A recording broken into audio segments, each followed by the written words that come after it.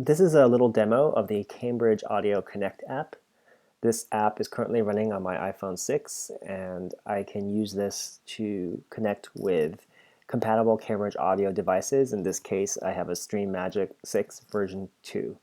And the StreamMagic 6 allows you to connect a music library stored on a hard drive, and this hooks up to the StreamMagic via USB cable. So if you have a bunch of music files on that hard drive, you can browse it using this app. So I'll show you a little bit about how that works. So when I boot up the app, you can see right away that it allows you to look at the USB devices connected to the StreamMagic. But before I go into there, I'm just going to play around a little bit. Let's take a look at settings. So there's a bunch of different settings here. Let's check out what audio settings has. Okay, so you can control the balance, and that's, I believe, if the preamplifier, the digital preamplifier feature is enabled. So let's go and check players. So this is where you configure which device you're hooked up to, and it's pretty straightforward. Once you hook up your StreamMagic to Wi-Fi, as long as you're on the same network, you'll be able to discover the device in this list. Okay, so I have a hard drive currently connected to the StreamMagic. It has a bunch of lossless audio files on it, so I'm going to go ahead and click here.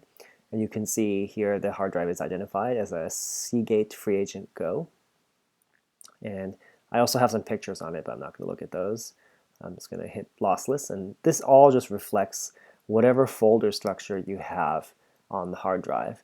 So it doesn't do any kind of fancy indexing or searching or anything like that. It's a very, very simple file browser.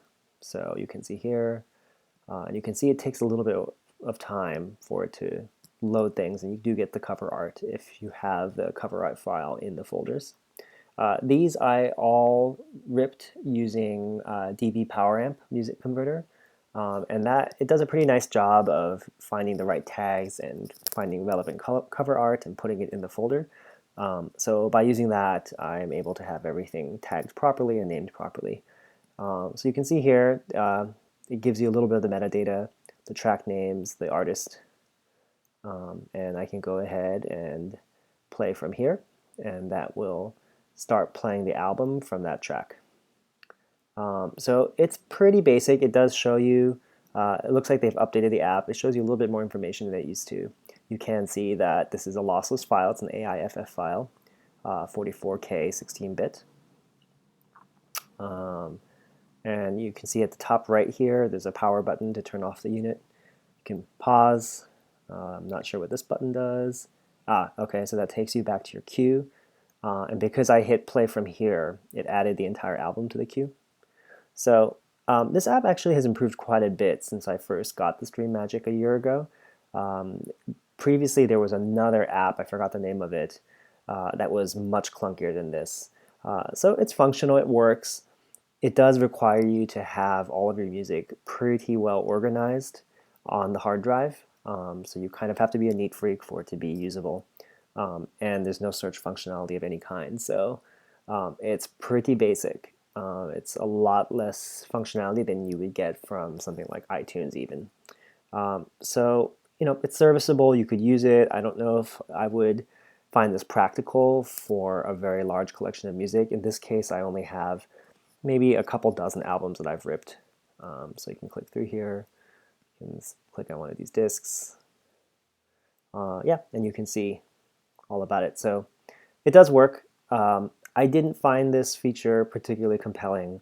I'm currently using Rune music server, which is way, way more flexible.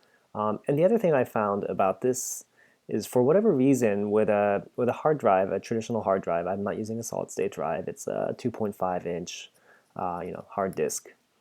I didn't find the sound as good using this feature, the music library feature, with a USB hard drive, as playing the exact same CD on my CD player using the coax digital out, and then using the StreamMagic as a DAC. I don't know why. I'm assuming this is something related to jitter.